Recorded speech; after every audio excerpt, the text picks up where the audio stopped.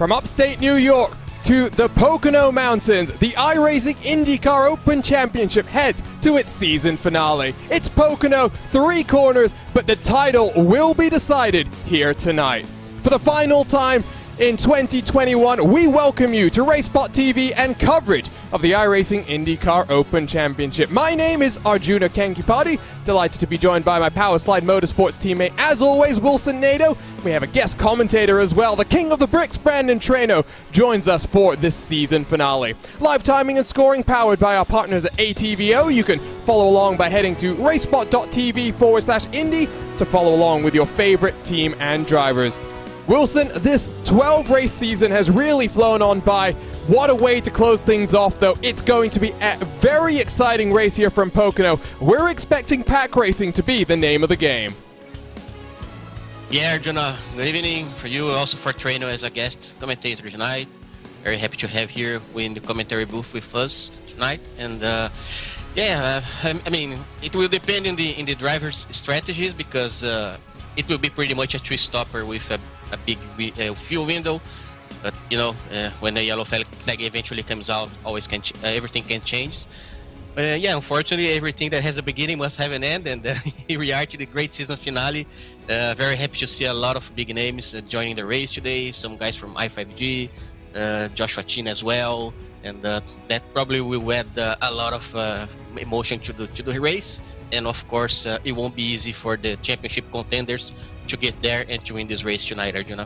So let's talk a little bit about this championship very quickly. Here you can see 2 names at the front. It has been the Adam Crane, the Phil Kraus show across of 11 previous race weekends, but now for one final race, 31 points separates them. Kraus has a monumental task to try and overcome that advantage.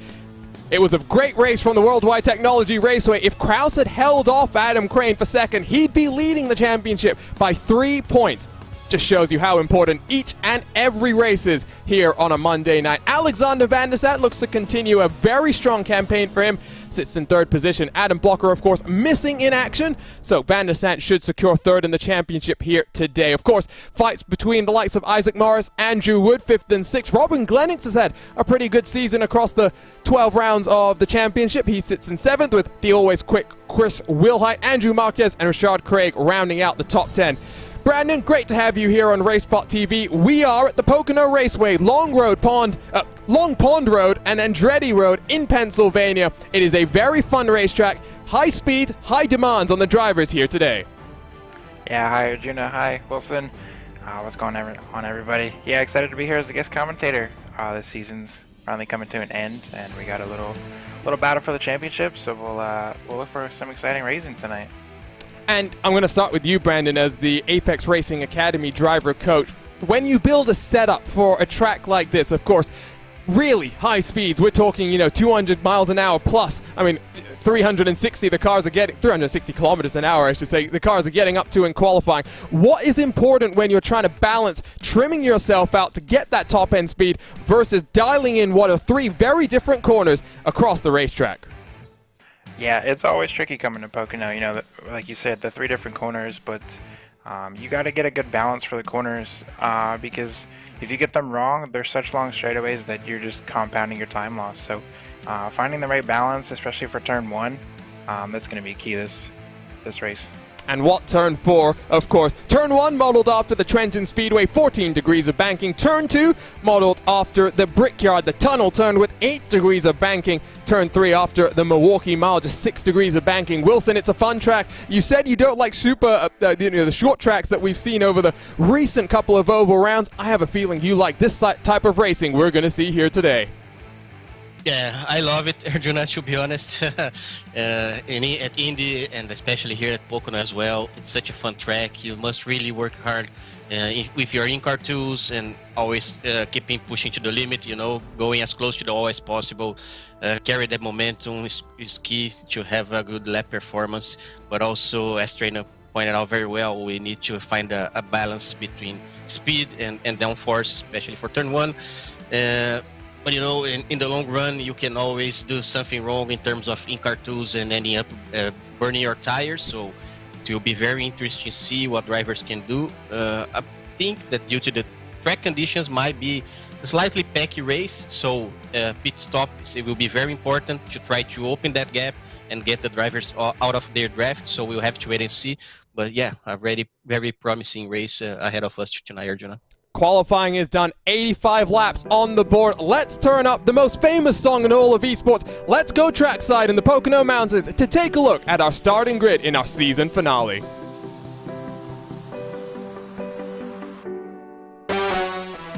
It is a private label, team hype, and team talent 1 through 4. Phil Kraus needs a victory. He needs some assistance. He'll line up in pole alongside his teammate Connor Harrington, with Andrew Wood, Jason Brophy sharing row number 2. Marco Brazil returns to a Monday night. Great to see him back in action inside of Alexander Russell, 5th and 6th positions, with our championship leader outside of Adriano Pinheiro. Adam Crane for the Satellite Racing team has lots of work to do from 8th position. Alexander Van der Sant, Robin Glennox, 9th and 10th, with Matt Pavelski for Team i5G just missing out on a top 10 starting position. Watch out for the i5G machines to rocket their way up through the field potentially. Isaac Morris on the outside in 12th position.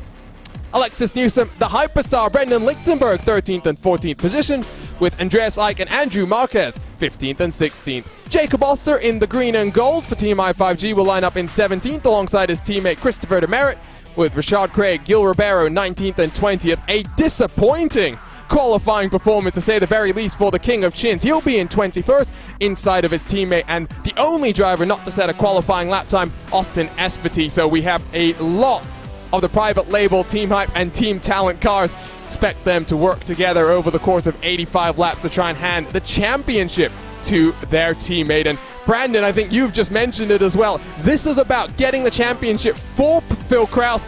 The teammates have come out in force to try and aid in his quest. Yeah, it's pretty impressive that they're 1 through 4. They've come out in full force to try to help Phil get the championship. So it'll be a fun race to see what strategy they pull, and if they play any games trying to hold Adam back. And so I can tell you, thanks to Henry Bennett for passing on this information, 264 points for victory here today. 239 points for a 3rd position, down to 226. If things stay as they are, Kraus takes victory, and Adam Crane finishes, I guess, anywhere lower than 4th position on back, it would hand Adam Crane the potential, I should say Phil Kraus the potential championship. But really, I mean, then you've got the rest of the week and the other strength of field races to mix things in. Wilson, you mentioned strategy. Let's mention the track conditions. 26 degrees in the air, 41 on the track itself, with partially cloudy in the skies. It will mean that tires, I think, will be a little bit worse for the wear when it comes to how quickly they degrade. But fuel window going to be very crucial here today. It will be, Arjuna, and especially the their strategy in terms of tire saving, because from what I can see here from the spectating the session, most of the drivers, they are using a very trimmed car in the rear end. I mean, in the rear wing weaker. Most of them are not using the rear wing weaker, so which adds more speed, but sometimes it's not the easiest car to handle, especially in the traffic, so it will be quite challenging for most of the drivers. So very interesting to see how that will work for them tonight. 85 laps to decide our championship. We are racing from the Pocono Mountains, the Pocono Raceway. Phil Kraus, Connor Harrington for private label team hype on the front row. Their teammates Andrew Wood and Jason Brophy right behind them. Adam Crane has it all to do. He's controlled this championship over the previous 11 weeks. It comes down to this. It comes down to 85 laps as the pace car is down onto the safety of pit lane. Field is in control of Phil Kraus. We are racing from Pocono, and already the teammates look to get themselves single-filed as Adam Crane does have some team assistance, and Alexander Russell, who's right in front of him. They work themselves down in towards turn number 1. Inside is Marco Brazil. Can he defend around the inside? Is almost 3 wide in the background, but safely through the first corner. That's what we want to see. Crane already gets himself up to 5th position as they work themselves almost 4 abreast. Crane going to potentially lose up some positions. His teammate gets losing out there, I should say, getting confused between the two VRS Satellite Racing cars, and that car makes some contact. Marco Brazil gets into the rear end of Alexander Russell. Instantly, the caution comes out for the first time here, Wilson.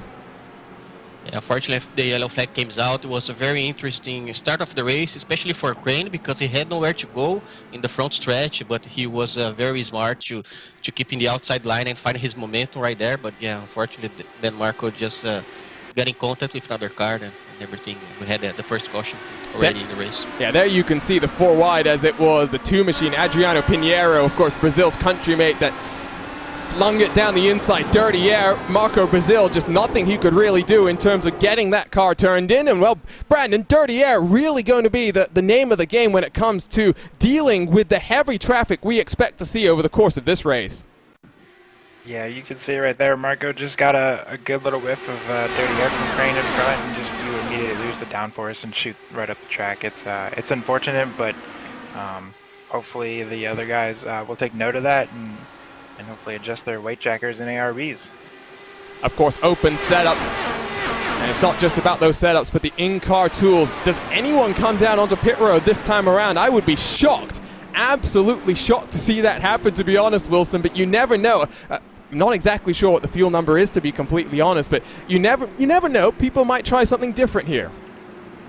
I think it's worth to try something different, especially for if you're starting back in the field like Chin and other drivers, because the fuel window aside is pretty much the same as Indianapolis, so like 29 with no fuel saving, and if you save big time, maybe you can go to 34, 33. So if we go green to the end of the race, maybe they can try something different, you know, maybe if you have some 1 or more 2 cautions. It's too early in the race, but yeah, if you are back in the grid, sometimes the driver tries to get something, see something different, and see if that can build an advantage for them by the end of the race.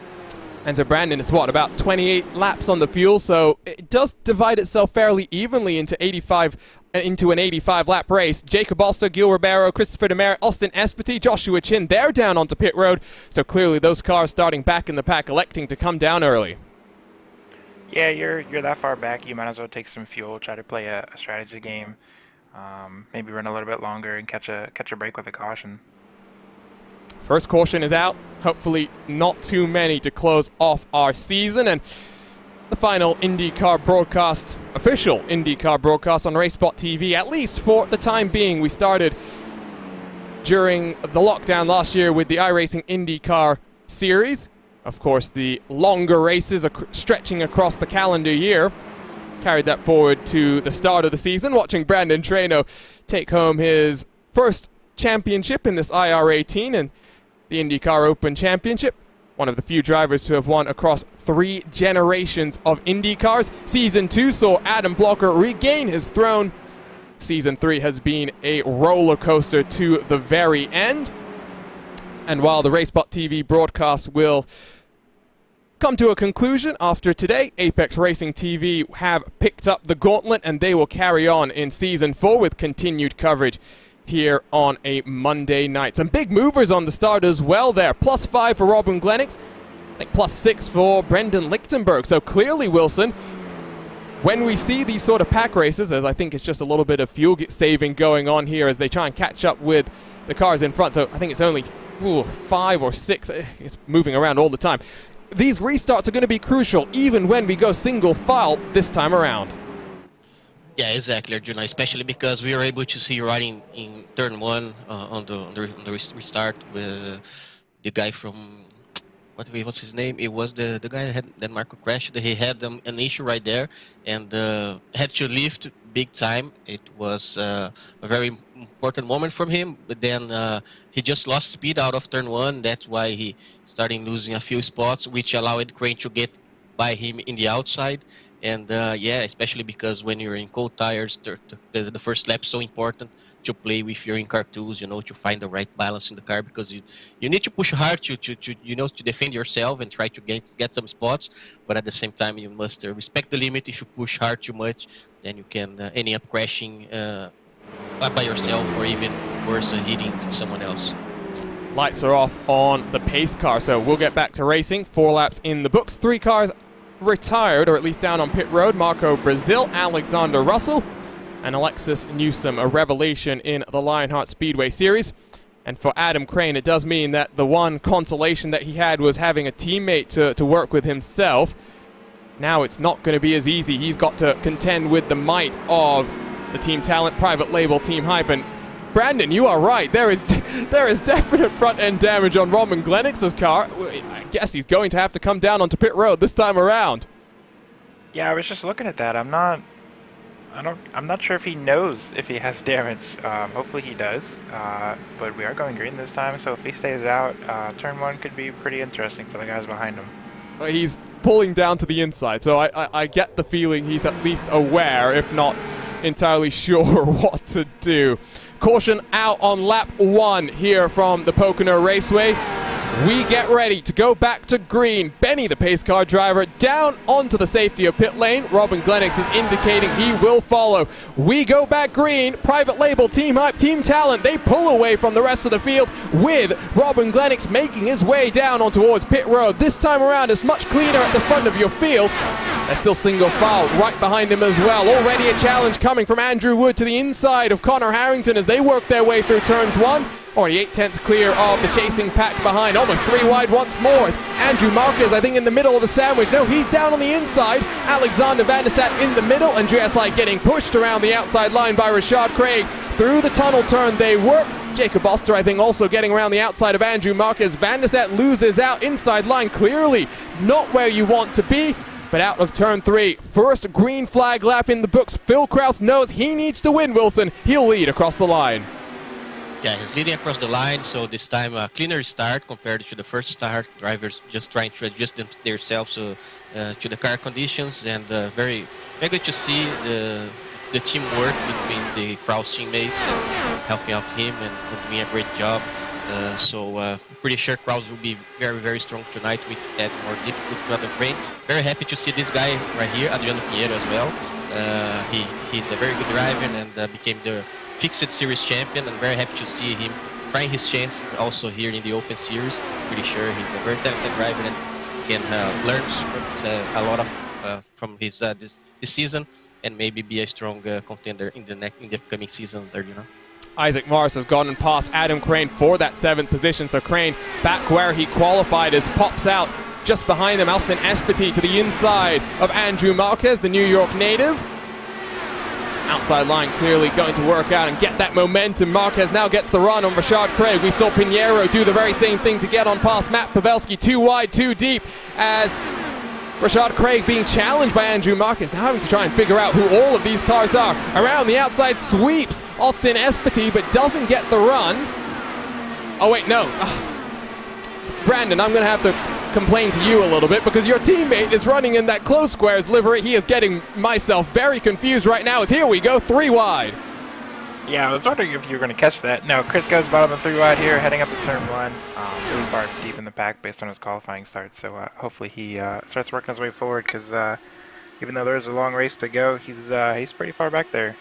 Almost below the apron, Austin Espety will power around the outside. Now I finally got myself a bit oriented in terms of which car is which. Van der Sat will throw it to the inside. Close squared versus Team Talent. Open wheels versus closed squared. I think that's going to be the debate that we have throughout the course of this broadcast. Meanwhile, some gaps forming further up in terms of the separation between Isaac Morris and Matt Pavelski in front. 1.3 seconds. Adriano Pinheiro is going on a charge. He's already passed Jason Brophy to 4th spot. Well, now and try and close the gap to Andrew Wood in front. Wood is 7/10 behind Connor Harrington, so some work for him to do as Adam Crane continues to fall down through the field. We talked to him after the race we had last time from the Watkins Glen International Circuit. He mentioned he's going to have to build an entire new setup for this race, Wilson, and clearly just trying to figure out the long-run comfort for that car. Yeah, and especially because I was able to see him in the practice session trying different levels of downforce in his car, different wings and stuff. So I'm pretty sure he was not that comfortable even so late in the race or testing different things. But let's see, maybe he can be struggling early in the race and find something later on and be there at the end. But yeah, according to the things how they are unfolding here, it's not a very good situation as of now for Crane, Arjuna. Out of the top 10 as Jacob Oster gets on past in that green and gold machine just behind Christopher Demerit. I've caught my mistake this time around. Side by side with Rashad Craig as Espety works on the back of Andrew Marquez in front of them. have this green flag run going at this point in time. Jacob Oster, the biggest mover of the cars that came down on towards pit road. He's now +7 on the day so far as Joshua Chin, the next car to get on past Rashad Craig as he slides up the track and now works onto the back of Christopher Demerit. Does look as though the private label Team Hype car is looking very, very strong. Plenty of momentum as he pops himself to the inside line. Demerit will just try and hold that outside, that momentum at the same time. Just in front of them, though, crucial for the championship, Adam Crane coming under attack from Andrew Marquez. He'll defend for now.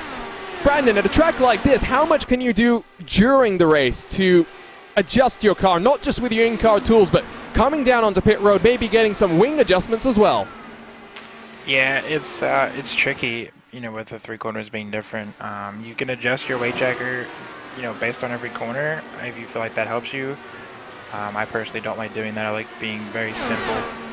But in terms of strategy and pitting, if you could undercut or at least pit and find a gap where you can run clean air and run some really fast times, like, you know, Crane seems to be struggling in traffic, so when the pit window opens, we may see him pit early and go for some clean air, and maybe him being trimmed out will benefit him more than running in traffic right now. Crane now has dropped to the 14th spot. The next car will be the King of Chins. Side by side in front is Andrew Marquez, Christopher Demerit, but here comes Chin to the inside of the championship leader. If Crane drops to 15th, it is basically championship sorted. It will be Kraus with one hand on that trophy. It will be very interesting to see if the points shake around as we work through the rest of this iRacing week. Of course, plenty of opportunities for points to be accumulated, but with this being such a strong strength of field, really will be tough for Crane to make anything happen. The Canadian on the outside line just doesn't look that comfortable. Inside line for Chin. He is still side by side in towards the tunnel turn. This was the danger zone on lap number 1 where the one and only caution came out, but Chin to the inside. Chin gets on past Wilson.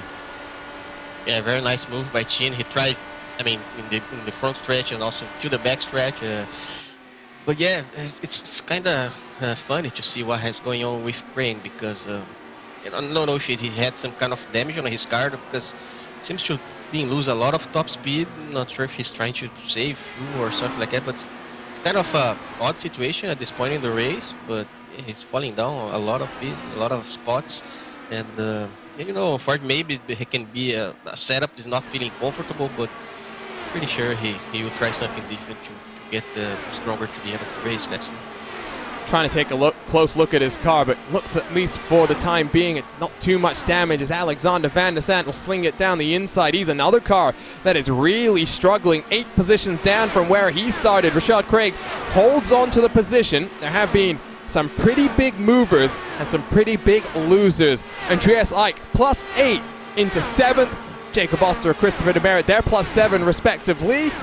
Demerit, as I say that, will lose the position, at least for the time being, to Andrew Marquez. Austin Espety +9 on the day, so clearly this weather that we're seeing relatively cool by Pocono standards, I guess, Brandon. It really is a pack race, kind of what we've seen in the recent years when the NTT IndyCar Series has visited this track. Yeah, you have your groups. You have your 2 or 3 cars that are grouped together that can't really get away from each other. But then you have that typical 2 or 3 seconds between each little group. And with the dirty air being so tough to get through turn 3s specifically, it makes it hard to get a good run down the front stretch. So you find yourself locked with your little group with your 2 to 3 cars. So when the pit window opens here in a couple laps, look for some guys to undercut to see if they can break away from the cars they're with and run some clean air fast laps. And I saw the comment from Andrew Kinsella in the YouTube chat. It's one of those rare races where you don't go a lap down when you come down onto pit road, so you don't end up in that danger zone of coming down, having the caution come out at just that inopportune time, and really does mean the strategy gets blown a bit more open than it would at some of the other tracks that we've been to in the past. Meanwhile, out front, Connor Harrington under attack from Andrew Wood. Wood will try and slip it down the inside. Does he run up the track, get the run on his teammate? Yes, he does. Andrew Wood moves himself to 2nd position. Adriano Pinheiro is coming on quick, 8 tenths of a second behind. And Wilson, we're talking about pit stop strategy. it's also one track where, just like Indy, because of the amount of downforce that you run, you know, you've trimmed yourself out so much, it is very easy to make a mistake, not just entering onto pit road, getting yourself down to the pit road speed, but also entering into your box, and we've seen that be a crucial thing just recently in the ISO WC 500.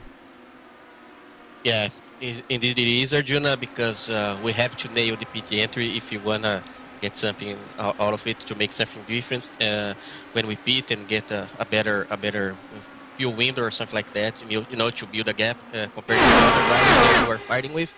So it's always very important to know very well, understand very well your tire wear pattern, and maybe sometimes we can also adjust the weight jacker to compensate that even when we are braking, getting to the pit. Not only also to mention, you have to play with your brake bias, you know, otherwise if you move your brake bias rear too much, you can end up losing the rear end of your car, as we've seen in a lot of real life situations. So it's always a tricky part of the race, and let's wait and see. We still have a few more laps to get the fuel window open. Let's see especially what Pinheiro can do, because so far he seems the odd one out in the track, trying to do the race by himself in the middle of the Team Talentin and the i5G guys. So let's see what Pinheiro can do here tonight. Seems to have a very good car, and I know he liked this track very much. So really curious to see what Adriano can do for tonight's race. He's the only car in the top 10 that isn't part of the aforementioned i5G or private label Team Hype, Team Talent affiliation. So great to see the Brazilian showing up strong here on this final Monday night of the season. Pinheiro looks to the inside of Harrington, pops himself back out. They fan themselves up. 3 different lines being run as Pinheiro searches for some clean air. Phil Krause has checked out, 1.1 seconds clear. And Treno, that's what he wants at this point in time. He needs to just control the rest of this stint as Pinheiro goes aggressive to the inside through the tunnel turn. Pinheiro to third.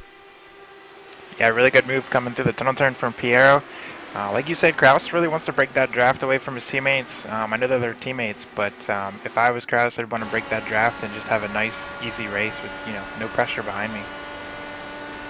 Looking rearwards from Andrew Wood right now, who, after getting past his teammate Connor Harrington, is going to come under attack. Pinheiro being very, very patient, at least for the time being. Just behind them, Matt Pavelski and Andreas Like, they're fighting side by side on the entry in towards turn number 1. Ike gets the position done, +9 up in towards that top 6, and now 2.3 seconds behind those grouping of cars in front. But if this battle continues, I would not be surprised to see second on back fall into the clutches of Ike and Matt Pavelski. Wilson, is this a track where swap drafting is as effective as what we see at the Brickyard when we go there in the month of May? Not that much, Arjuna, because it's harder to keep swapping, you know, every straight, because corners are slightly different, especially going to turn 1, which you have a lower speed. We are seeing here Pinheiro trying to move in the inside. It's not that easy, even when you have that momentum. But yeah, it's something that they can do, but due to the corner difference, it's not that easy to do that, especially to have good lap times, like we usually see people doing at Indy. On board with Pinheiro, these guys have actually closed the gap up to Phil Krause, now under half a second as they work themselves down in towards turn number 3. Pinheiro sends it high, almost reminiscent of what we saw from Demerit during not just the month of May, but the ISO WC 500, one of the few cars comfortable and content to run around all the way up to the wall.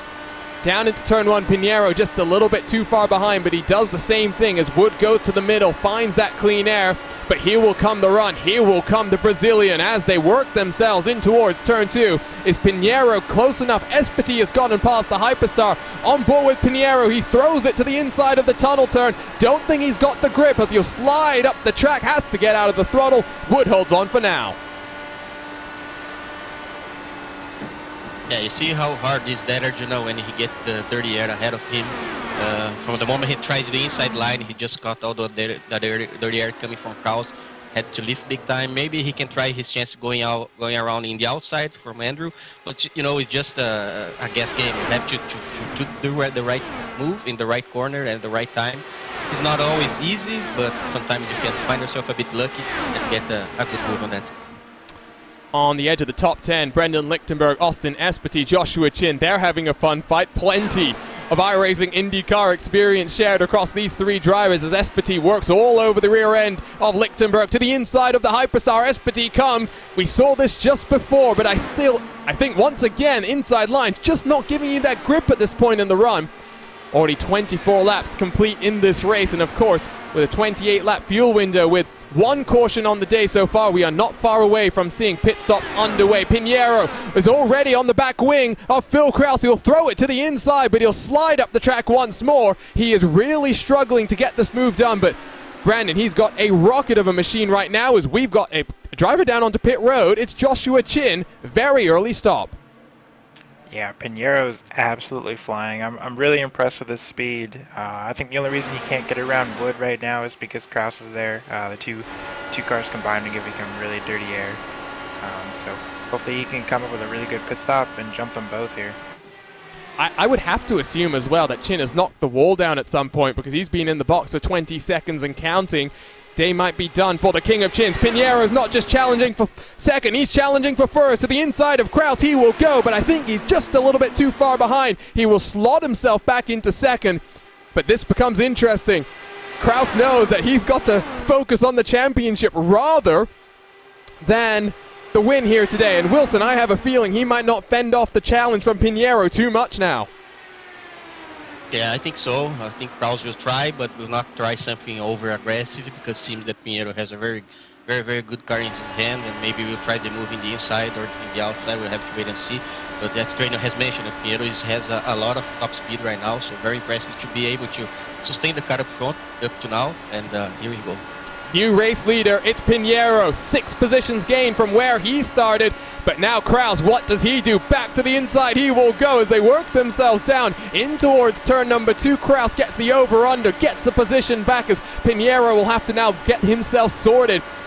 These cars aren't too far away from pit stops. I would start wondering if Kraus comes in a little bit earlier than the rest of the field. He's had the advantage of clean air to sometimes mean that you also have burned a little bit more fuel. Brandon, you think that you've spotted the issues for Joshua Chin. He sped on pit road, 49 seconds stationary in his box. Yeah, he came across the commitment line about 80 miles an hour. I think pit speed here is, what, 55? So, yeah, that's going to get you a speeding penalty. And he probably had a good 20-second penalty, so he's 2 laps down now and probably effectively out of this race, unfortunately.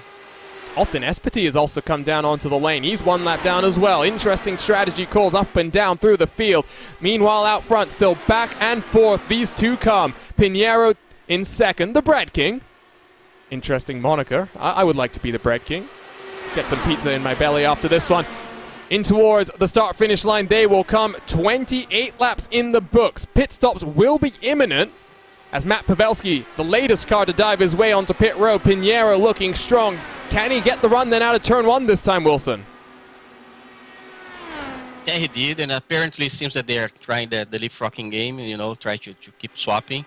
I know exactly how Phil is feeling right now because a couple months ago I was in the same track. I had the same battle with Pinheiro. He was just right with me all the time right there, so he drives very well on this track, and we know how fast this guy is, so very, very hard to try to get him out of Phil's draft, so I'm pretty sure what Phil is feeling right now, and Adrian is trying to do his best for sure, Arjuna. You can see Matt Pavelski, Christopher Demerit rolling themselves off of pit road. They will go 1 lap down as the race leaders sweep around the outside. Pavelski almost got pinched below that yellow line, but holds on just about. He will come out right behind Andrew Wood. I was about to say that the gap between Andrew Wood and Connor Harrington had gone up to about a full second, but now Andrew Wood is the one who finds himself 1 second behind the race leader, Jacob Oster, the next car to dive his way down onto pit road alongside the Hyperstar Brendan Lichtenberg, Alexander Van der Sant and Andrew Marquez. Still waiting then for the top 9 to come down onto pit road. We said potentially not a danger zone, but 11th on back now will be 1 lap down at the conclusion of their pit stop, so if a caution did come out, would not be ideal for them. Cars out front still circulating. Andreas cycles the 5th as Jason Brophy down onto pit road.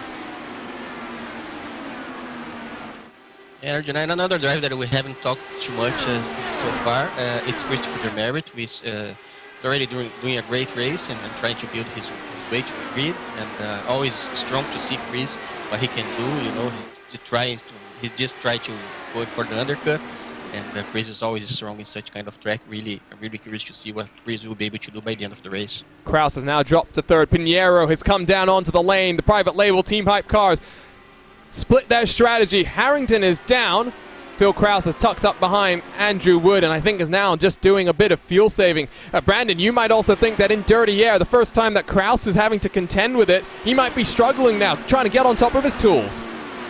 Yeah, I was watching his lap times as this stint went on, and the guys behind him were doing about 2 to 3 tenths quicker. I know they had their draft, but as soon as Adriano got around him, he really started to struggle in the dirty air, and then his teammate got him about 2 laps ago. But what I did just see is Adriano had a half spin coming onto pit lanes, so that's really going to hurt his in-lap time, and I'm curious to see where he's going to come out now in comparison to Kraus and Wood. Pinheiro is still in front of Connor Harrington as they cycle themselves off the lane, so at least there is that. But Kraus down onto pit road. Wood has stayed out there, so just doing that fuel saving has led Andrew Wood to extend this stint lead a couple of laps. Andreas Like now will take on second position, still waiting for Gil Ribeiro, Adam Crane, and Rashad Craig then to come down on towards pit road.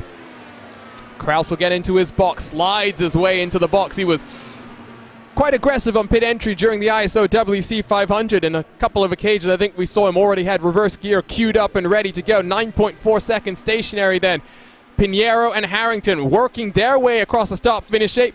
Phil Kraus will come out just in front of them. We'll have some drafting partners to duel with as Andrew Wood now comes down onto pit road, followed in by Andreas Like, Adam Crane, and the rest of the group of cars. Still waiting then for Gil Ribeiro, Rashad Craig, the final 2 to come down onto pit road. Pinheiro has still managed to cycle to the front of this queue then, Wilson, despite the small issue he had on pit entry. Yeah, he had a small issue right there. He almost spun, but could save the car very well, and pretty sure he lost a few tenths, which probably potentially could have been a better pit stop for him, maybe getting fuel out of his draft. And but you know, in the end, it was good for him because he's still in the lead. I mean, probably is already in the lead, but you have the chance to keep fighting with fuel to the end of the race. Yeah, working very well for him. Probably could have been a little bit better, but yeah, it is what it is. Andrew Wood has cycled to the front. 35.4 seconds in pit lane, one of the quickest times that we've seen. Harrington 34.8, the quickest of these leading group of cars.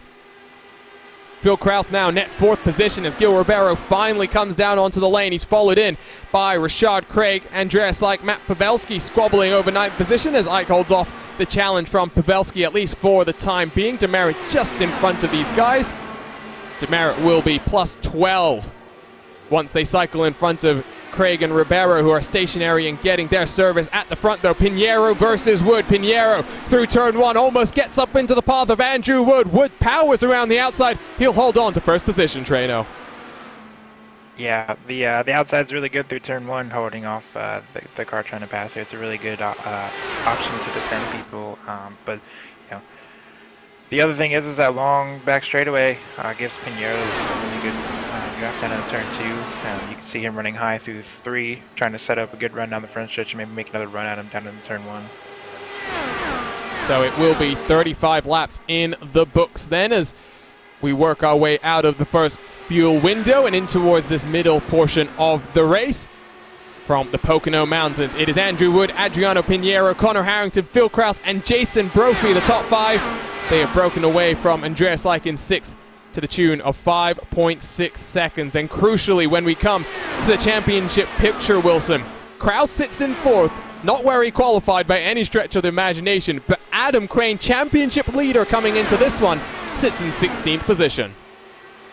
Yeah, not the best kind of race for Crane tonight. Unfortunately, he didn't have a good machine for this race, and as you have mentioned before, he was going to work hard in his car, and unfortunately we're not able to see him there fighting in the front. But either way, we have here to add some emotion to the race and also to get things that dicey. Very good to see different guys fighting with the different teams. And I think Kraus maybe is probably thinking, I don't know, maybe just try to do some fuel save in the second stint and maybe try and go for an undercut in his last pit stop. And let's see, because he's seeming very comfortable in that 4th position.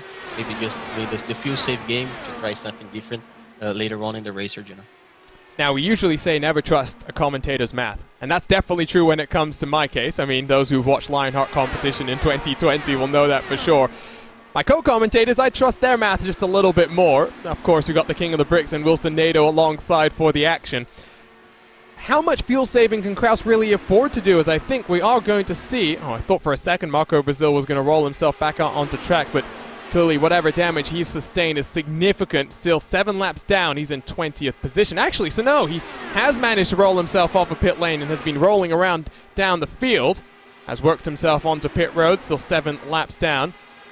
But the question remains then, Brandon, how much fuel do you think Kraus can really afford to save? Because while you can save the fuel, tires are not necessarily going to be crucial at the end of this race, but you want whatever advantage you can get heading into those final couple of miles.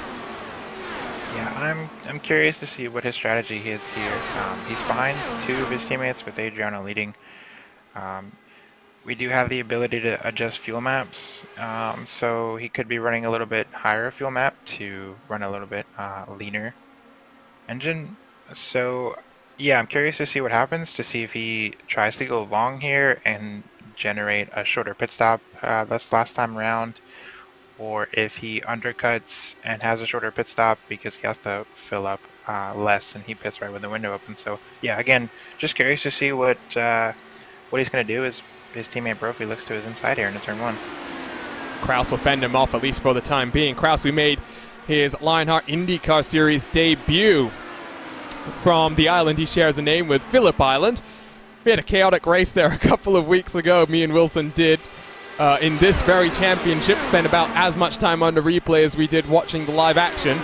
It was a bit cleaner and a very interesting strategy battle. Kraus almost won. He almost fended off the challenge of Adam Blocker, but in the closing stages, as his tires just wore that little bit quicker, Kraus was on the red mark alternate, Blocker on the black primary tire. Blocker went around the outside in towards turn number 1 and never looked back. 7 wins in 13 races in 2021 for Adam Blocker. He is looking very, very good to get a 4th consecutive Lionheart IndyCar Series champion. In towards turn number 2, Brophy takes a look once more. The private label Team Hype machines, 3rd, 4th, and 5th in a line. Blue, pink, and yellow. Always great to get some various colors in our field. And I have to say, Brandon, I do think the best looking car in the grid, not just because he's got the power slide colors on, but your new teammate, Jacob Oster, with the gold and green. You mean the i5G colors? No, they're the power slide colors. Oh, okay. Just check it. No, it's good to have Jacob on our team. We've been really impressed watching him develop, and he's been a really great addition to our team. It's been really helpful already in building setups, and we're excited to have him on the team, and hopefully get him running up front when the 500 goes around next time. And unfortunately, no Open Wheels 500 this year. Tanner Watkins having to cancel the month of November due to his personal commitments as his professional career continues to grow leaps and bounds, but Open Wheels is definitely not done, and the entire RaceSpot team looks forward to the celebration of the Indianapolis 500, the Open Wheels 500-mile race. Do see a comment in the YouTube chat, which I tend to agree with right now. The Team Talent Machines just hanging back at this point, Wilson. They know Piniero's got a rocket ship. They're going to try and leapfrog him in that final pit stop cycle. Not just Kraus, but Wood, Harrington, and Brophy as well. They'll try and cycle to the front, but as I say that, look at the run that the 2 cars are having right behind Piniero. Yeah, that's right, Arjuna, and it seems that maybe Kraus now is changing his fuel map. Probably he was in a linear fuel map before, trying to get right now closer to Pinheiro. Maybe he already saved the amount of fuel that he was intending to. So let's see how hard can Kraus push now to try to get to the front. Seems that he has a very good car as well. But really interesting to see how Pinheiro will be able to manage with the draft that is getting closer, and he will have a dirty air in 1 or 2 laps probably. That's lap traffic in front. Not exactly sure who it is. Is it Adam Crane? I don't think it's Crane. Crane, I think, is a bit further down the road. Crane's... Oh, it's Marco. Oh, it's Marco. Marco. Okay. Crane's speed, by the way, I'm trying to take a look at my timing screen, which gives me those indications. It's hard to tell because all the cars are at different points at the track, but now he's in some clean air. He's fallen about 4.5 seconds off the back of Richard Craig. He's just not come to grips, I think, with dialing in his Dallara IR18, Brandon. But that's, I think, the disadvantage sometimes that Crane has to fend off is the fact that he's often working by himself on setups, and not just setups, but in the race itself. So, you know, the season has gone very, very well for him. Is it going to come unstuck, though, here in the final week of the season? Yeah, I was just looking at his lap times. His last lap was a 42.7 compared to Pinheiro's 41.7. So he's a full second off the pace, and I don't see any damage on his car. So I'm really genuinely concerned as to where his pace is. I don't know if maybe he's trying to like maybe cut out this last stop, but I don't think that's really a possibility. So either he's really missed the setup, or he's way smarter than we are and trying to pull a really high IQ strategy play. I think the kids call it big brain strategies now. It's not high IQ anymore. Oh, okay. Once more, left-hand side, you can see those movers and shakers. +6 for Pinheiro, who has been by far the most impressive car in the field as he's carved his way through the Team Talent private label Team Hype cars to the front. +11 for Christopher Demerit. His teammates Jacob Oster, Brendan Lichtenberg, +9, +5 respectively. And after not setting a qualifying lap time, Austin Espety finds himself +10 on the day. Still the top 13, only separated by about 15 or so seconds. So if we did get a caution to come out, Wilson, I mean, I'm knocking on the wood. I definitely don't want to bring the commentator's curse down on this race, but things really could be shaken wide open because, yes, these cars are broken away, but once you get them back in the mix, we might see what we saw on that first start, the initial start of the race, chaos and carnage.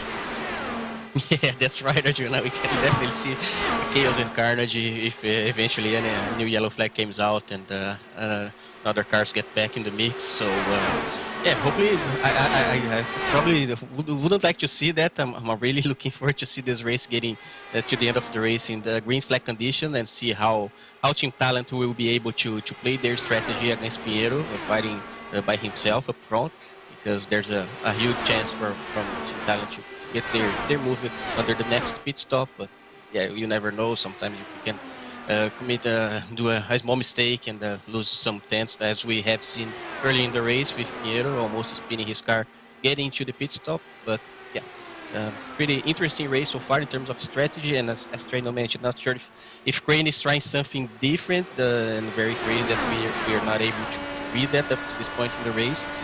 But yeah, it seems that the championship is going to Rouse.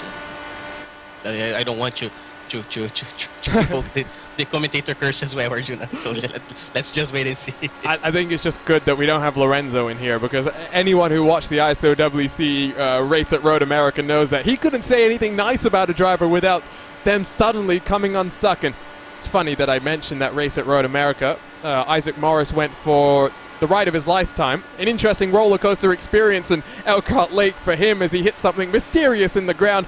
Went for a bit of a tumble. Saw he had been down on pit road a couple of times trying to get some sort of damage repaired, and as Phil Kraus works around the outside of Andrew Wood, who gets himself all sorts of twisted through turn number 3, I think Isaac Morris is also retired from this race. Means we've got 3 retirements. Isaac Morris, of course, the most recent of them. Alex Russell, Alexis Newsom involved in the lap 1 calamity that saw them down onto pit road and parked for the remainder of this race. Got a question for you, Brandon. I mean, it's been a couple of years since we've seen NTT IndyCar action from this part of the world as Kraus is all over the rear wing of Pinheiro. Of course, it's had its own issues. I mean, one of the reasons I think that it's not on the calendar, at least for the time being, is some of the big crashes that we've seen. Of course, not just Robert Wickens' horrific accident, I think back in 2018. The next year, we had 3 wide into the tunnel turn that didn't end well for Felix Rosenquist. But it's a really fun track, really challenges the drivers in a similar way to the other super speedways on the calendar. Yeah, it's a very fun track. It's really fun to drive, but it's also very frustrating if your setup is not where you want it to be. With the 3 different corners, you know, there's always one that you struggle a little bit with, and it becomes a little bit of your Achilles heel. But if you want a little bit of a fun fact, this track was the first IndyCar race that I went to, and I don't remember what year it was, but I remember it was when James Hinchcliffe was in the GoDaddy car and he wrecked on lap 1, turn 1. GoDaddy car. That brings back some memories. It's been a while since we've had that out in real life motorsports. Of course, there's plenty of action here on the virtual side of things. You can see on the left side of the screen, pit stops about 6 laps away for the likes of Matt Pavelski. Only about 3 laps away for Austin Espety, who is down in 12th position. But the cars out front, maybe 9, maybe 10 laps, depending on how much fuel saving has taken place. Kraus has regained the race lead, but now maybe gives that opportunity to Pinheiro to do that fuel saving, as out of turn 3 they will work. Pinheiro almost up into the wall, all over the rear wing. Does he pop himself out? Does he keep in the draft? Kraus covered him off very slightly. Sorry, Wilson. Pinheiro will go to the outside line and I think try and work himself just to save some fuel now. Yeah, I agree, Arjuna. He's probably thinking in doing the same strategy that Kraus did early in his stint. So let's see if he tries to swap this time by. But yeah, it could be a good option for him as well to try to keep in the same free strategy, because he's already 1 lap longer than Kraus. He's in his lap at 21, while Kraus in his 20th lap. So yeah, so probably Pinheiro, if he can save 1 or 2 laps, maybe even 1, can be a small help for him by the end of the race.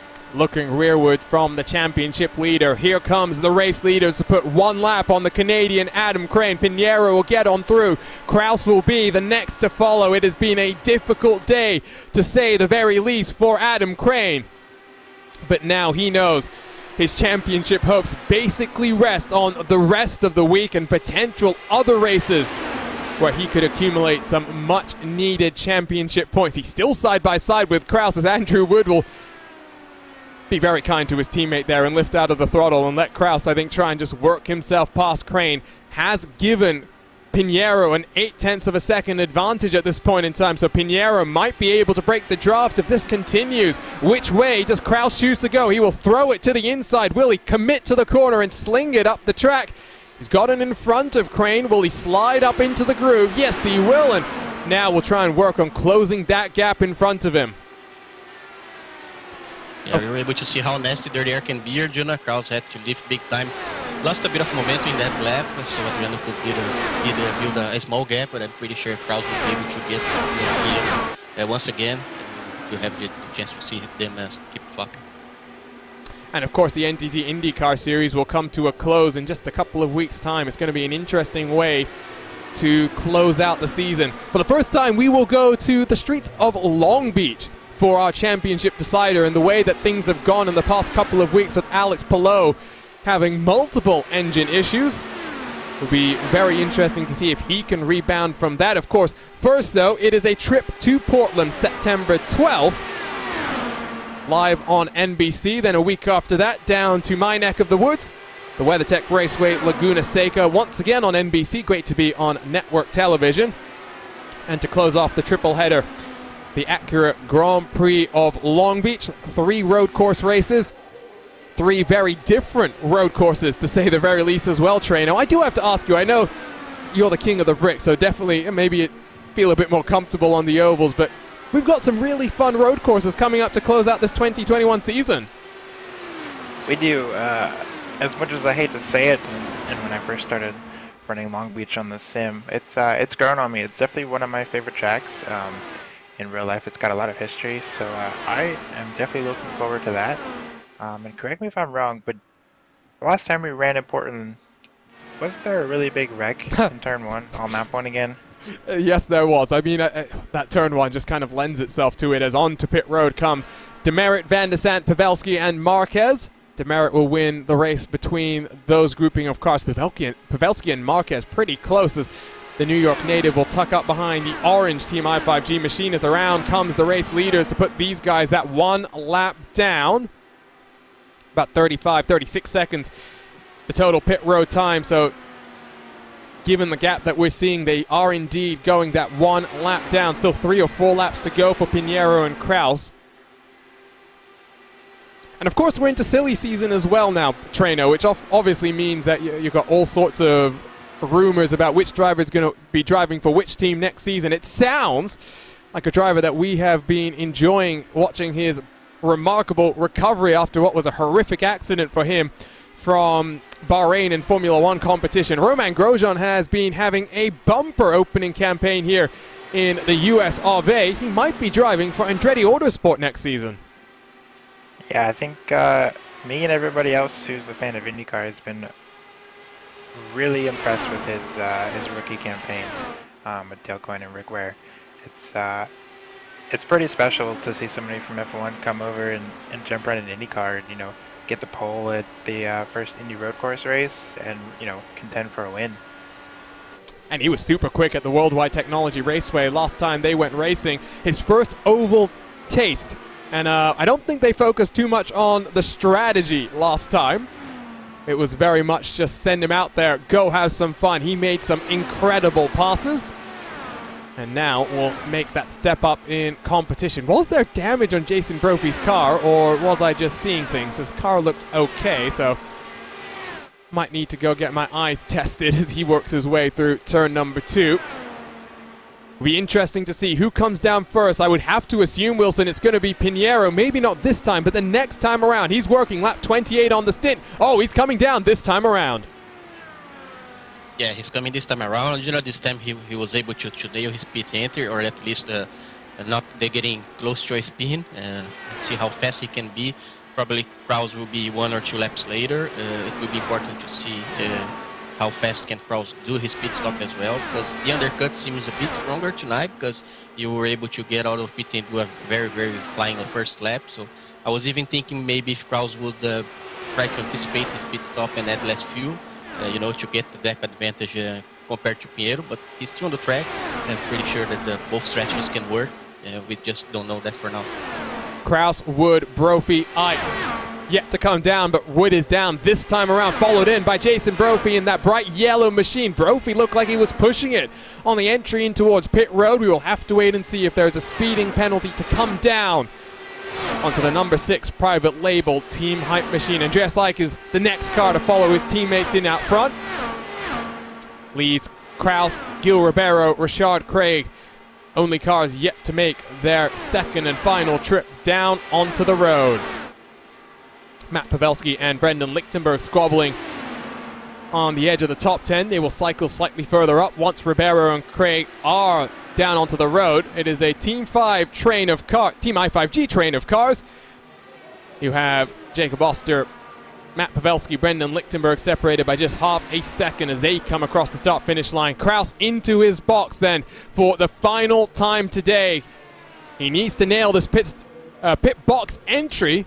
Can't afford to make any mistakes this time around, Wilson. Yeah, and especially going to turn 1. I mean, the pit exit is quite easy here.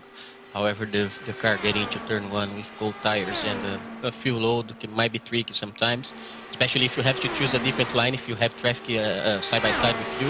So let's see how Kraus can do that, if he'll be able to hold the lead.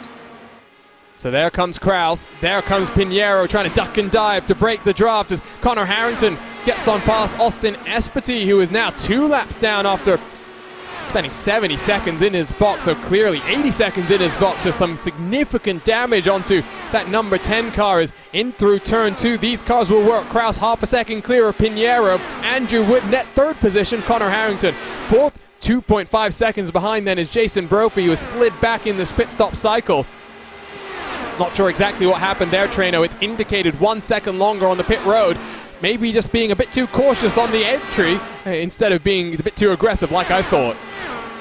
Yeah, so me being a little bit of the pit stop nerd that I am, Pinheiro did a 50.3 in that.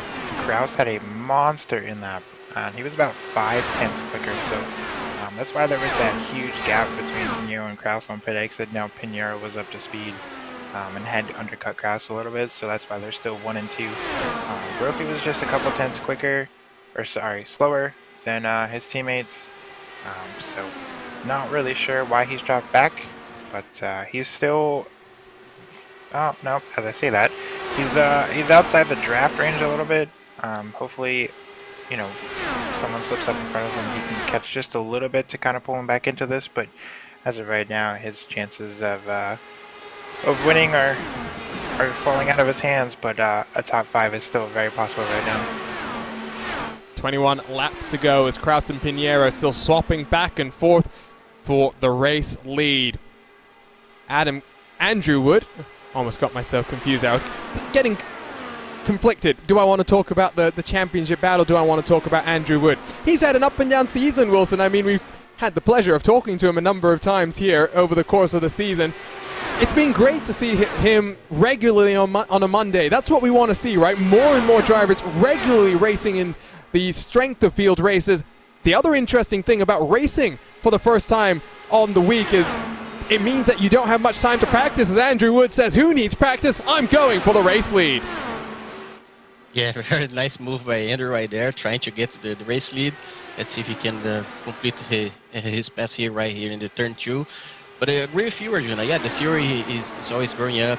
Very, very cool to see new drivers jumping in, and especially old names and very old drivers, I mean, for many seasons doing the championships, and with different champions every season, as we had this year. So, yeah, really looking forward to see the next season, and especially to be on the track and trying to get some experience in this car in different tracks. Jason Brophy pumped in the fastest lap last time around at 41.156. He's now closed up 9/10 behind, Harrington in front. So still a 5-car breakaway for the race lead. There you can see they've got Austin Espety for company just behind Brophy. So I think the draw from Espety allowed Brophy to close on the cars in front. And now the yellow private label Team Hype machine might try and get in on the fun. Under 50 miles to go in this 2021 Season 3 of the iRacing IndyCar Open Championship. Pinheiro challenging for the race lead once more, but Wood around the outside holds on to the position. And in this point, Wilson, you had said that you were in a similar position to Kraus. How aggressive are we going to see Kraus? I'm sure he would love a victory, but he knows that third position would be plenty to secure him the championship. Yeah, I'm pretty sure that if he knows that third place is pretty enough to get this championship, he'll be pretty safe and let Pinheiro and Andrew Wood keep fighting, and maybe they can crash and then he can crash in the last lap and maybe Kraus can win. So, yeah, I'm pretty sure Kraus will just try to get to the end of the race and not trying something extremely aggressive that could, hurt his championship points and his championship as a whole. Pinheiro still stuck behind Wood. Wood is looking strong now out of turn 3 and that run down to the start-finish line. Pinheiro will send it deep once more all the way to the yellow line as he comes up the track. Wood still has that momentum. Wood still has the race lead. There is also some battles further back. Let's go quickly and take a look at them. Jacob Osser, Matt Pavelski, 4 seconds behind. Christopher Merritt in front of them as Pavelski will pop himself to the inside. The close squares machine of Demerit now will try and close on Ike for a top 6 finish on the day. It does look as though qualifying clearly somewhat important when it comes to the running order as things stand. Adam Crane has now found some company. In front of him is Joshua Chin. These two are now squabbling then for 15th and 16th positions. I think that's Andrew Marquez who will come on by and put a lap on these contenders. Pinheiro has been shuffled to 3rd then, and he'll make it 3 wide down in towards turn number 2. Kraus is saying you guys continue to squabble between the two of you. Pinheiro, Wood, side by side through the tunnel turn. Wood holds on. Treno, this is getting very interesting. Yeah, I don't know if you saw it, but Wood ducked out from behind Kraus, and Pinheiro thought the same thing, and they almost made contact down that back straightaway leading to the tunnel turn. Thankfully they didn't, because I think it probably would have collected Kraus. But they're still fighting as they head off back into turn 1.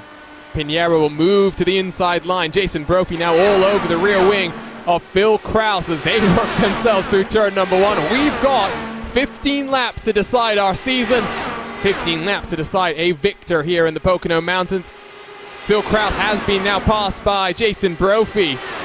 Wonder how aggressive Connor Harrington's going to be. Team talent, a sandwich then with Adriano Pinheiro, very much just the odd ingredient in the mix at this point in time. And Pinheiro has made things interesting, Wilson. I now have to wonder, with him being the only non-team talent car, what can he do as these cars ducking all the way below the white line? Brophy up and down the track he goes. He's still going to be stuck, though, in 3rd position. Yeah, you're right, Arjuna. It won't be easy for him because pretty sure the team talent guys will work as a team, so they're probably in the same radio, trying to do the same lines and to have that clean air and give the dirty air to Pinheiro whenever possible to make things harder for him. But either way, Pinheiro can just keep trying what he's doing so far, which is a great race. He seems to have a very good car. As we can see now, he's in the dirty air of Jason Brophy in the outside line, so very, very tough for him at that point in the race. But yeah, 14 laps remaining, and with a very interesting season finale so far, Arjuna. And what a way to close things out in what has been a dramatic season. Some new additions to our schedule. A trip to the Hockenheim Ring, one of the highlights, at least for me.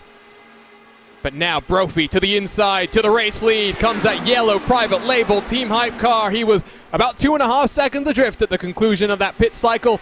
He has worked himself to the front, using Austin Espety to pull himself up to the front of the field. And now Brophy, Wood, Pinheiro, the top three. I think Connor Harrington is going to be quite nice to Phil Krause and not make his life too difficult. Rashad Craig, Gil Ribeiro. They were the last cars down onto the lane. They're 16 seconds adrift of Alexander Van der Sande in front of them. There may also be some lap traffic for the leaders to come and catch. And Treno, how is that going to affect the fight for the race lead when you have two cars swapping back and forth just in front of you? Yeah, as soon as they catch this lap traffic, it'll be interesting. They are teammates, so I'm sure they're going to be coordinating a way around them. Sorry, got a little tongue-tied there. But let's circle back to my previous comment when I said Brophy's chances of winning the race were kind of slipping. I think I might have the opposite of a commentator's curse. I kind of have seemed to lit a fire under him as he now fights for the lead into turn one. Wood will hold on now, 0.3 between first and second. Further 1 second almost back to Pinheiro, who is now struggling with the dirty air for what seems to be the first time today. He's been very, very comfortable working his way up and down through the field. Has some work to do then. Marquez and Oster swap around 10th and 11th positions. Just outside the top 10 now is that green and gold Team i5G machine. Across the line, though, will come Andrew Wood, Jason Brophy, and the rest of them. It's 10 laps to go, 25 miles left in our season. Phil Krause has to hold on, but he is looking very, very feisty. To the inside of Pinheiro, he comes in towards turn number one, Wilson. Yeah, let's see if he can, maybe he was able to complete the move in the inside. Let's see how aggressive Pinheiro will be in the next corners. If you try to keep swapping, or if you allow Krause to get in the cars ahead draft. Brophy and Rude trying to do some swaps here as well.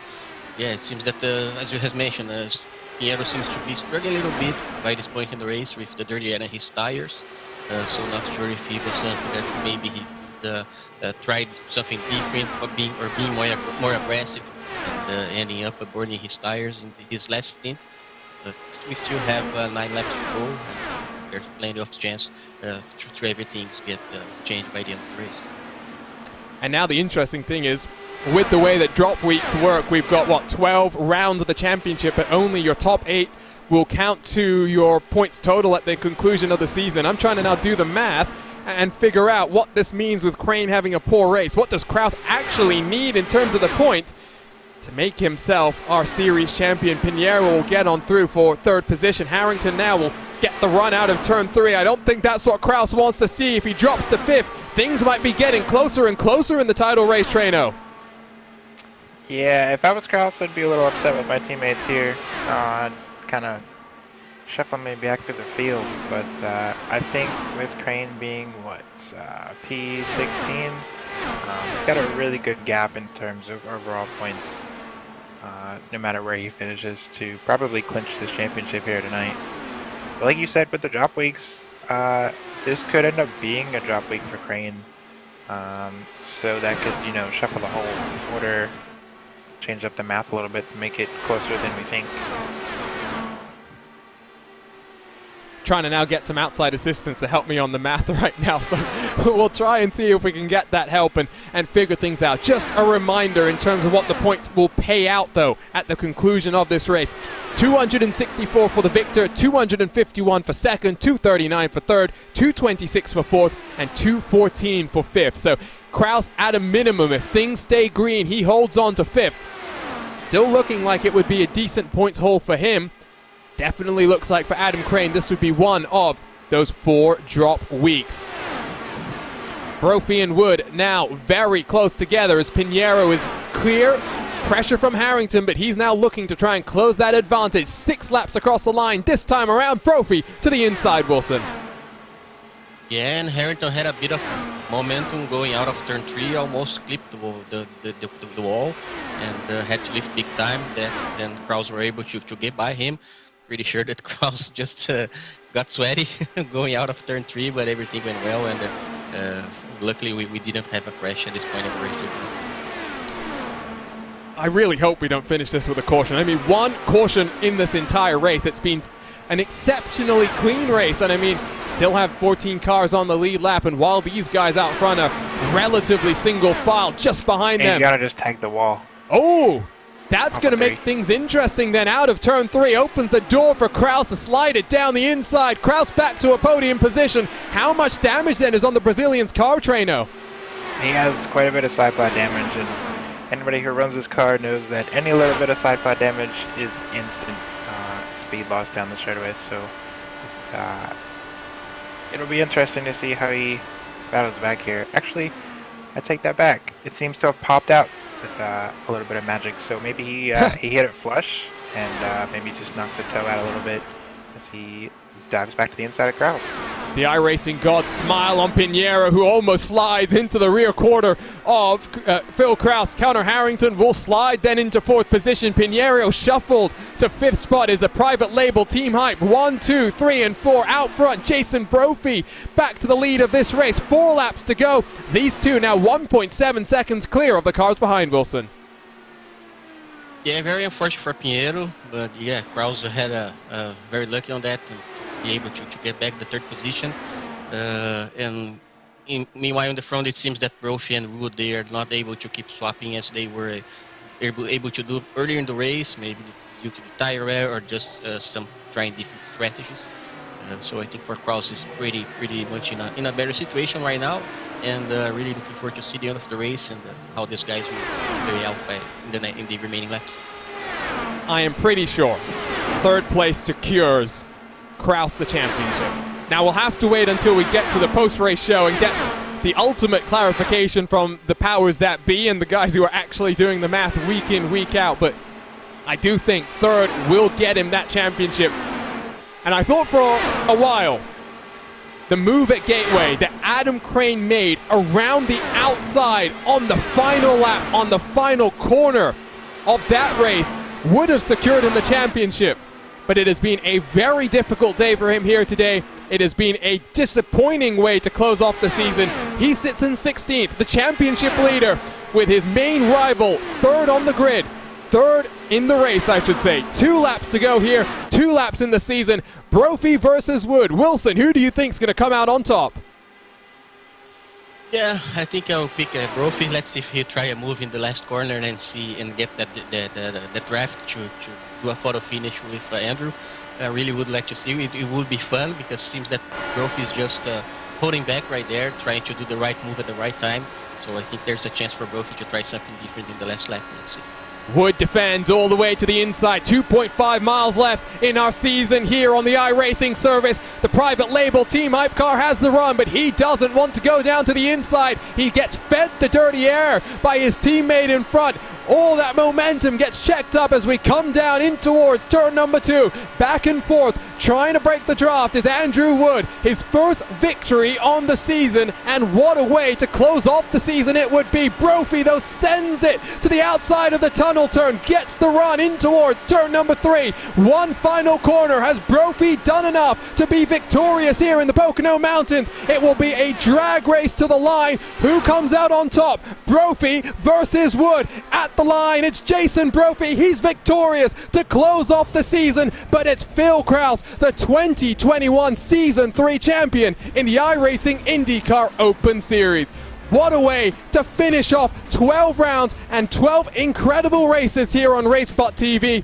We've enjoyed it. It's been a ride. It's been a roller coaster, Wilson, and what a championship fight it was. Indeed, Arjuna. Such a great way to end the season, and with such a good fight between Wood and Brophy. I knew that Brophy was trying to plan something for the last lap because he seems so much comfortable behind Wood, and he did the right move at the right time, and I was expecting he's just full sending in the outside going to turn 1 and was able to keep the momentum going to turn 3 and have a better top speed, and with a very, very beautiful photo finish the same way we were able to see a couple times early in the season. And but yeah, with a new champion being crowned, Kraus did such a great season as well and deserved it a lot. So many great races as well. So really happy to see how the season ends and Kraus winning the championship.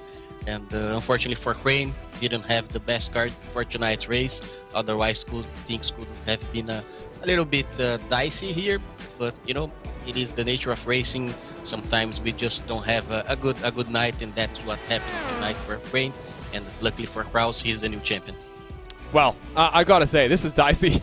You can see there's some burnouts going on the start-finish line. No burnouts for our race winner, for our presumed champion, as they work themselves on a Polish victory lap here in the Pocono Mountains. Brandon, what a race it was. I mean, one caution here in what was a pack race at the start. They kept it exceptionally clean for 85 laps.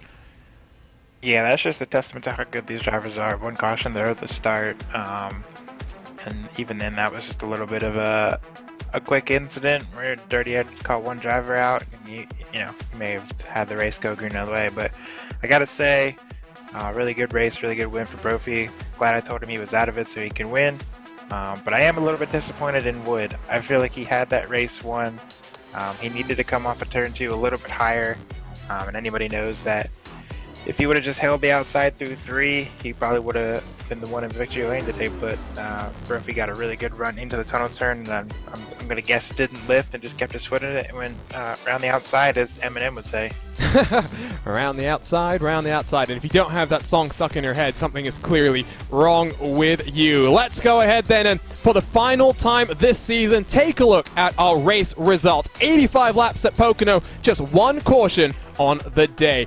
Brophy and Andrew Wood separated by 1/4 of a tenth of a second. But it is a private label. It is a team talent 1, 2, 3, and 4. Jason Brophy, Andrew Wood, Phil Kraus, and Connor Harrington 1, 2, 3, and 4. Kraus with that podium, our presumed series champion. We'll have to try and get those numbers totted up, though, before we officially crown him here on RaceSpotTV. Pinheiro, one of the biggest movers on the day, came unstuck in the closing stages, but what a drive from the Brazilian. He'll settle for a top 5.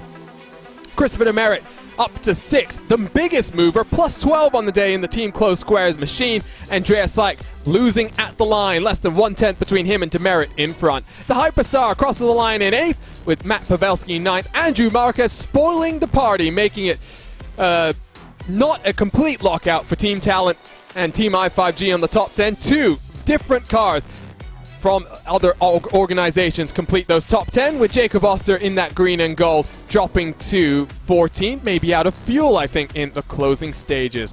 Alexander Van der Staten 11th, Rashad Craig 12th, with Gil Ribeiro 13th. Jacob Oster, the final car on the lead lap, in 14th. Joshua Chin, Adam Crane, 1 lap down. The championship leader coming into this race really struggled. He crosses the line in 16th. He will be heartbroken to lose the championship like that. Robin Glenix has been a consistent performer across the year. He comes across the line in 17th after nose damage. Coming to our restart, that really broke things up for him, with Austin Espetit, Marco Brazil, and Isaac Morris completing our top 20. Alexis Newsom, Alexander Russell, involved in our first caution on the day. Who knows how things could have gone for Newsom, such a strong contender whenever we go racing on the ovals. So now we have to try and wait and see who we're going to get in our post-race show. We'll wait for the drivers to come in and get themselves ready for these interviews. But Wilson, let's just talk about the schedule, the season that we had. Let's be honest, there are some races that I wasn't so keen on. Charlotte Motor Speedway, definitely not my preferred choice of oval, let alone the fact that we went racing during the day. But some of the road races we had, incredible. Started at Road America, went to Mid-Ohio, Hockenheim, Phillip Island, Indy GP, and Watkins Glen. That is 6 of the finest road tracks you could go to here on the iRacing service. And then that mix of ovals that makes IndyCar, American open wheel racing so very interesting. Super speedways, intermediates, short tracks, and we finished it off at the fast Pocono Raceway. Indeed, it was, Arjuna. As we expect, Indy is such a great car. The IndyCar is such a great car. You have the blend of kind of tracks and kind of different races. So short ovals and road courses and also big ovals. And if there's a race in particular that I will keep in memory, it will be Phillip Island. It was probably one of the funniest broadcasts I've ever worked there, Juna. I think we had such a great time here in the commentary booth because it was a chaotic race with even the leaders struggling at the end with their rear tires. So yeah, it was a lot of fun. But if I had to pick one race for the season, I'm pretty sure it was that race. And if I had to choose the best race in terms of competition and fighting for the championship, of course it will be tonight's race. I mean, what a great season finale, and just to crown a new champion and everything that these guys they were able to put in the show for us during the season. So very, very happy, very glad to be here, being part of this team, the RaceSpot team, doing this season with you guys from RaceSpot. It's been such a pleasure to work here with you guys this season. I'm very happy with all that we were able to do this season. And I'll say, Wilson, for you to say that Phillip Island was one of the funniest races that you called is something, because I remember a clip when you were commentating on one of those Brazilian national championships where there was an Isaac Morris moment. I think that's the best way to describe it to those on RaceSpot TV. They'll understand what we're talking about. Now, though, let's make our way down into victory lane where Jason Brophy is standing by. Jason struggled at points in that race, especially coming out of that final pit stop cycle. 2 seconds adrift from the cars in front. You used the draw from Austin Espedy to close yourself back and then got the move done on the very last lap. What a victory, and great to see you back on a Monday night. Yeah, thank you. I had tried a slightly different setup than everybody else that we had to run a full run on, and I had to fix the setup over the course of the run. So the race, it was fine, but I had to make some adjustments, and on that last one I made them, and it was real fast, and it really liked running the top, and that helped a lot. And talk to us about the race itself, because lots of your teammates involved. I think we had a total of 6 private label Team Hype or Team Talent cars in the field. Clearly out here to help your teammate. Clearly some setup work went in as well, because you guys had a rocket ship in qualifying. Very stable car in the race itself as well. Pocono is always a fun track with 3 different corners that really pose different challenges. Yeah, it is. The qualifying setup, I don't know. The speed was just there. Like, I qualified in the wrong setup, but all of a sudden I just trying some setups out, and one of them was a rocket ship, so I went with that one. We didn't actually have to put much work in that. There was some setup work for the race set because Phil could win, but we weren't just going to hand it to him, as you saw. We knew once Crane was struggling, he had to finish P5, and there were only 5 of us in the lead pack. So long as we didn't wreck him, there was no need to let him pass or anything, and we wouldn't have done it even if we could. Like, some of us took ourselves out of it regardless. Chin. But yeah, so we had fun. You put work into a setup, want to drive it. Clearly, you need to get Joshua Chin some pit stop lessons when it comes to that. Now, what's left for you in the rest of the year, Jason? I know you've been a bit busy when it comes to these Monday nights with your responsibilities with the eNASCAR Coca-Cola Series. Lionheart competition's going well for you. You're embroiled in a fight with Henry Bennett for the Rookie of the Year honors. I have to say, it always feels weird saying you and Henry Bennett are rookies when it comes to IndyCar racing, but got the Lionheart Michigan 500 coming up. That's going to be a very interesting race. There's double points on the table as well. Yep, this Saturday. Looking forward to it. I'm curious to see what the setup and weather will be like, so that we can see, how it's going to race. I think it'll race pretty good. It's a long race, 250 laps. So, but I think the 4 of us, all private label, Team Hype, Ethica team is going to be ready to go come Saturday. Well, congratulations on victory then, Jason. Looking forward to seeing you in action this Saturday. Hopefully things go well for the private label Team Hype machine. So that was Jason Brophy. Let's make our way down then to the second step of the podium where Andrew Wood is standing by. Andrew, I'm sure you are very disappointed to have lost that one by 1/4 of a second, but at the end of the day, it was a really strong run for you and a great way to cap out a very consistent season for your Team Talent machine. Yeah, disappointed is definitely the word. I knew I had the race lost out of the exit at turn 2. I said there was absolutely no way I could win this unless Jason messes up on my outside. And, you know, he's the brains behind a lot of what we do on the work on the oval, so I know he's got exactly what it takes to hang on the outside. So, bit of a bummer. And I know what I did wrong right when I did it wrong. So, yep. Struggled all race. We all struggled, you know, certain points. So, it is what it is. Well, and I know at the end of the day, I think the great thing is that you guys had a really strong performance as a team as well. So many of your drivers out to help Phil Kraus take this championship, and it's closer than we thought. I'll get to that with Phil when I talk to him in a second, but how fun has it been for you to be a bit more regularly back on Mondays? And, of course, the Wooded split on Tuesdays. Official competition is always so much fun. Yeah, these Monday nights are definitely fun. Not just for the sake of hanging out with, you know, my team, but seeing the same guys and kind of joking around a little bit in the Discord afterwards, or even on voice chat now and again. It's almost kind of like we're in our own sort of league, just racing the same guys every week. And, you know, you can't really do anything to upset the other guys because, you know, you'll see them the next week and they may not be so nice to you. So it's definitely been fun. Yeah, the Tuesday Wooded Split, as it's called, we're renaming it to the Wooded 2000 Cup for next season from popular demand. So that's been taking off pretty nicely as well, and hopefully we'll get some more drivers into that as well. So a lot of good stuff happening in these races. And what does the rest of the year then hold for you, other than, of course, that Wooded 2000 Cup? I hope I said that right. Indy Elite obviously coming up with their next race. I think it's Kansas. What should be an interesting race there. What else is on the horizon for you? Supporting your teammates in Lionheart competition, I'm sure, as well. Yep, definitely got some Lionheart crew chiefing going on. That's a nice little break from usual driving, so that's some good stuff. Of course, we got the 24-hour endurance races coming up. iRacing special events there, so that'll be pretty fun. And yeah, Indy Elite's always kind of at the top of our radar of stuff to do. But yeah, we'll be preparing for what's going to happen next year or next season on Monday nights, and we'll look forward to it then. Looks like a really good schedule is coming out. Congratulations on the podium. Great to be able to talk to you a bit more regularly here across the season, Andrew. Yeah, thanks a lot, Arjuna, and thanks to you guys for all that you've done for getting ourselves out there and definitely increasing the participation a little bit. Thanks, Andrew. We will see you then next season on a Monday, potentially out there on the track as well. Final step of the podium, it is Phil Kraus himself. And Phil, I've got to tell you, you did a decent job, but I don't know if you realize just how close it still is between you and Adam Crane. Honestly, I have no idea. So I can give you the update right now.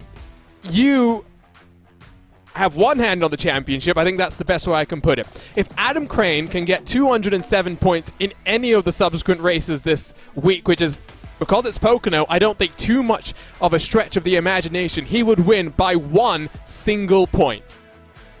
Oh, jeez. That's definitely possible, especially with the SOF we had today. I think it was like 4,500 something, 4,400. So yeah, one hand on the trophy, but a second place might have made it almost impossible. It was great to, I think, have your support of the teammates here today, though, and I'm sure they helped a lot when it came to the setup and all of that as well. Oh yeah, big props to Jason. He made a rocket ship today for sure. I wish I could say I contributed a lot, but the big ovals, I'm a bit just question mark, so I let him do his clicks. I'm like, you know what? It go Burr. Well, I mean, you clearly looked comfortable. How was it like, though, once you got into the dirty air? Adriano Pinheiro looks like he had a rocket ship of a car, and at times looked like he might definitely have been able to break away if things had worked his way with some of that lap traffic. At the end of the day, I'm sure third is still great, but like I said, I think second, first would have made it even more decisive in that championship fight. And it would have also meant, I thought that the pass around the outside that Crane had at Gateway was the defining moment of the championship. It may not be anymore. The race here today might be that defining moment of the season. Oh yeah, it was bitty Larry. it was pretty Larry in dirty air, especially because I was just trying to keep the car out the wall and all that fun stuff. Because Adriano was a bit more aggressive than I would have liked to race because I was trying to keep the car together. But no fault to him because you can race like that. And I was just a little scared because of everything on the line, so I just ended up letting people go for the most part because I knew Jason, I think, told me that I had to finish 4th or 5th to get the championship, so I just settled for third at the end, basically, because Jason was blinking a bit at the end as well, and I didn't really want to get too close to that. Well, I can't say you're the champion just yet, unfortunately. I'd love to have been Yeah, able yeah. to. I wish. I'd love to be able to put a bow on it to close off these broadcasts on the season. But what's left for you? Of course, Indy Elite. There's still potentially a title fight going on there. Lionheart, you very close to victory on your debut. They're heading to Michigan this weekend. You've got plenty of action still to come over the rest of the year then. Yeah, definitely plenty of racing left, but I can't say I'm looking forward to Kansas too much, to be honest. It's a track for sure. I haven't run it in the IndyCar till now, but from the limited laps I've done, it's not too enjoyable for me. But you know, some people like them, some people don't. Looking forward to Michigan then this Saturday a little bit more. Oh yeah, definitely looking forward to that a bit more. Michigan's treated me well in the 2 times I've raced it. I raced it once in Open and once in Elite, and I won both. So maybe I'll manage to do that, but never know. Hey, HyperX Victory Lane is a pretty nice place to be. Well, you then have some nails to be biting over the course of this rest of the week. You'll be watching on to see if Adam Crane can get those 207 points. But congratulations, Phil. It's been great to have you regularly here on a Monday. And hopefully, we won't see you on RaceSpot next season on a Monday, but hopefully on Apex Racing TV, we'll see you once more back in the fight. Yeah, thank you. And thank you for everything you all did to broadcast this season. It's pretty epic. It's been a lot of fun. That was Phil Kraus, one hand on the championship. But like we said, Wilson, there is still potential turns to be taken on the road to the championship. 207 points is very, very realistic, given how popular Pocono can be, given that we have multiple races that get organized over the course of the week. Yeah, indeed, it is very realistic, Arjuna. And so maybe we can see a very turnaround in terms of championship during the week. We have to wait and see. But yeah, either way, it was such a great season, and especially a great race at the end. Yeah, unfortunately for Krause, he described it very well. He just was not able to get the win, you know, and to get that extra buffer that could maybe put him in a better situation at this point in the championship. But pretty sure he still has a very good opportunity to keep the points and to become the champion. So is Crane. So pretty interesting to see that battle going on during the week. But either way, very happy, Arjuna, and thank you for all the hard work during the season. It's been a pleasure doing the season with you and all the RaceSpot crew. And thank you very much for everything. It's been great to have you in the booth, Wilson, and your knowledge that you bring. Brandon, before we say goodbye, I'd like to say thank you to you as well for jumping into the booth. How was that for your very first broadcast experience here with RaceSpotTV? That was pretty fun. So I appreciate you guys inviting me. Always enjoyed you two commentating these races. You guys do a great job with RaceSpot, and you know, I guess we'll see you two when the 500 rolls around in May. Maybe you'll see us on track next season as well. Never say never. It is time, though, to say goodbye. It has been incredibly fun over the last 12 plus months covering official iRacing competition here live on RaceSpotTV, but all good things must come to an end. On behalf of the entire team, we'd like to thank ATVO, our graphics partners, powering not just our graphics, but live timing as well. Shout out to Kevin Niatola, Simon Grossman, and Nick Thyssen for all their hard work and everything they do to power us at RaceSpot. Thank you to you for watching on with us over the course of 3 consecutive seasons here live in the iRacing IndyCar Open Championship. We'd like to say a champion has been crowned, but it is still close. Adam Crane might still have one more trick under his sleeve. He might still get the championship at the end of this week. It's time to say goodbye then, but maybe not forever. At the very least, we know iRacing will be back next year with the iRacing Indy 500. RaceSpot and the entire team will be ready to cover the action as we go racing from the Brickyard. Until then, for Wilson Nato, my co-commentator, for Lorenzo Bonder, for Tyler Maxon, the guys that have helped us get through this last 12-week season, my name is Arjuna Kankipati. Thank you so much for tuning in to RaceSpotTV for coverage of the iRacing IndyCar Open Championship. We'll see you next time. For now, so long and goodbye.